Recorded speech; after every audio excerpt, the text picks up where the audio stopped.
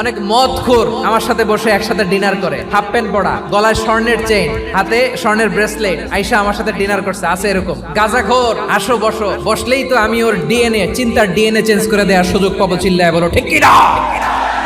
আমার অনেক হিন্দু পরিচিত ভাই আছে, ওরা আমাদের ইফতারির প্রোগ্রামে এসে একসাথে ইফতারি করে। বিশ্বনবী ইহুদির বাড়িতে গেলেন, আর আমার মুসলমান ভাই আমার কাফের বলে, এরকম আছে না নাই?